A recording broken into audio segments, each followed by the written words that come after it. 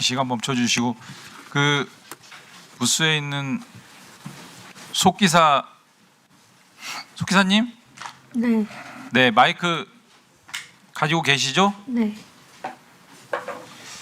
예, 오전에 질의를 드렸는데 네, 그 기억을 좀 복귀해 주시라고 했고요. 네, 그 재창희 형 실장님 관련 녹취록은 증인이 재창희 형을 실장님으로 이렇게 수정해서 녹취록 최종본을 작성했다는 건가요? 제가 수정은 하지 않았고요. 그러면 증인은 들리는 대로 재창희 형으로 최종본을 제출했는데 어느 순간인가 실장님으로 증인 손을 떠난 뒤에 변경됐다 이렇게 기억하시나요? 그러니까 저희가 음성 파일 받아서 작성을 하는데 그 내용이 저는 기억이 안 나서 아무리 생각해봐도 저도 기억하고 싶은데 정말 죄송합니다. 알겠습니다. 자, 시간 멈춰 주시고요. 영상 한번 보겠습니다. 압수조사에 저렇게 입건되지 않은 피의자 신분이 아닌 사람을 명시하는 게 잘못된 겁니까? 안 된 겁니까? 수사는 생물이고 잘못된 겁니까? 안 된 겁니까? 현장에 나가면 실수가 분명히 있을 수 있습니다. 실수죠. 수사 일도 사람이 하는 일입니다. 실수나 오류라는 한 번 있을 수 있습니다. 실수했다고 인정하는 데다가 피의자 신분도 아니고 그걸 모른다는 게 말이 돼요? 저 당시 알았죠? 그 당시에 제가 일일이 압수조사를 다 확인을 하지 않기 때문에 잘못된 건 아니에요. 제가 잘못 오기된 걸로 알고 있습니다. 예를 들어 이재명, 유동규, 김용 누구라고 적어도 사실은 위법이 아니고 수사실무상 가능한 일입니다. 설명을 드리려고 하는 것입니다. 그래서 국민의 설명을 넣어야 할까? 국민의 설명을 넣어야 할까? 시험 비서가 안 보신 누구랑 협의한 거예요? 국회 중앙감정법 3조 1항에 따라서 답변드리기 어려움을 말씀드립니다. 제가 그때 원장께 전달하였는지는 잘 시간이 오래서 기억이 나지 않고 제가 사회 공부 접수 사실은 기억나는데 전달한 사실은 기억 안 나는 게 말이 됩니까?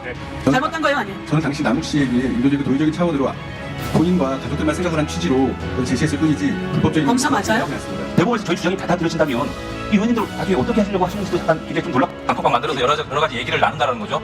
사실관계 확인을 위한 방 만들었습니다. 그 방에 들어와 있는 사람 이름 다 얘기해 보세요. 홍민경 부장님, 박상현 부장님, 박상현 부장님, 김정우 부장님, 저 한국검사에 있습니다. 남욱 씨에 대한 정인에 대한 2박 3일 동안의 구금 사실은 문제 없다고 생각하시는 거죠? 법령의 범위 안에 들어있습니다. 박상무 검사가 민석 변호사하고 수사 거래하는 발언들 문제 없다고 보시나요? 전체적인 맥락을 다 봐야지 말씀드릴 수 있습니다. 오늘 들어보니까 창형으로 들리긴 하지만 녹취록 작성 과정에 검사들이 강요한 것은 아닙니다. 공판 검사 확인을 해보니까 저게 아마 작성이 봉지욱 기자로 돼 있는 게 초기에 작성된 녹취록이라고 합니다. 그래서 수사 재판 과정에 확인된 바로는 저게 이제 봉지욱 기자님이 아니고 속기 작성한 과정에서 오류가 있었고 법정에서 이미 그 확인돼서 오류가 시정된 것이라고 제가 보고를 받았습니다. 잠깐만, 아니 근데 정말로 거짓말인데요. 제 재판이잖아요. 제 재판에서 녹취록이 현출된 적이 없어요.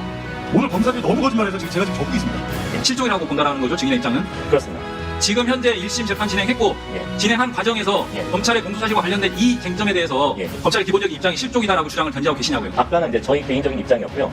개인적인 입장을 여기서 얘기하면 안 되죠. 조도준 검사가 실종이라고 말한 적 없다, 검찰은. 수사 및 공판에서. 이렇게 1심 재판 와중에 명확하게 얘기하던데요. 이번 국정조사를 진행하면서 정말 비루한 검찰의 모습을 전 국민들이 목격을 했습니다. 변명과 사과 한마디 없는 이 비루한 검찰을, 저는 사실 이 권력의 정점에서 이 권력을 오염시키고 타락시킨 정치검찰, 일본의 정치검찰의 행태들도 심각하게 봤지만 이렇게 비루한 검찰의 모습에 또 한편으로는 더 충격을 받았다는 생각이 들고요. 우리 기우종 법원행정처장 대행 그리고 구자연 검찰총장 대행께 제가 한마디 마지막으로 드리겠습니다. 저는 이번 국정조사의 대상 사건 7개의 사건들을 이렇게 곱해보면서 권력이 어떻게 이런 사건들을 조작하고 기소하고 처벌하는지를 여실히 좀 드러냈다.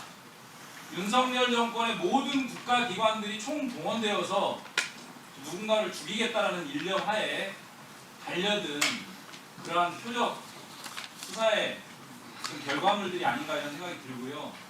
이 당시에 이런 생각을 했던 것 같습니다. 야, 검찰 독재, 검찰 정권이니 이재명 죽여! 라고 하는 윤석열의 권력 최정점의 지시에 따라서 일사불란하게 모든 국가기관들이 동원되는 처참한 상황에 내몰려 있다 이런 생각이 들었습니다. 우리 기우정 처장 대행께서 이번 국정조사에서 여러 가지 말씀을 주셨는데요. 제가 80년대 초반 전두환 군사정권 하에서 소위 광주 횃불의 사건이라고 하는 용공 조작 사건, 국가보안법 위반 사건을 40년 가까이 지난 후에 재심 사건을 제가 진행을 했었습니다. 당시에 우리 제 의뢰인 피고인들은 이미 70대, 어떤 분은 돌아가셔서 유족이 소송을 진행해야 되는 상황이었는데 그때 당시에 결국 재심을 통해서 무죄 확정이 됐습니다. 이 과정에서 과거 사건들을 어렵게 연구 보존된 사건이었습니다. 국가보안법 사건이라 검찰에서 기록을 다 발굴해가지고 등사해서 들여다보니 그때 당시에도 똑같이 고문, 가혹행위, 구타, 폭행 이런 일련의 과정들이 수사를 통해서 조작 기소가 되고 법원은 이런 부분들에 대한 아무런 검증의 역할을 하지 못했습니다. 이게 다 지금 여기 앉아 계시는 법원과 검찰의 대표로 나와 계신 두 분이 정말 반성에 반성을 하고 항상 탈락을 위해서 이 어마어마한 권한을 휘두르고 있다라는 심정으로 신중해야 되는데 이번 일련의 국정조사 과정에서 제가 느낀 바로는 너무나 기계적인 수사, 또 한편으로는 너무나 안이한 재판 이런 생각이 엿보였습니다. 네, 마무리해 주십시오. 그래서 이번 국정조사를 계기로 다시 한번 이런 부분들에 대해서 분명하게 인식했으면 좋겠다 이런 말씀 드리고요. 이런 부분들에 대해서 두 분의 말씀을 좀 듣겠습니다. 마무리해 주시죠. 예, 말씀 명심하겠습니다. 네, 임하겠습니다. 네, 다음은 박성준 의원님 질의해 주십시오.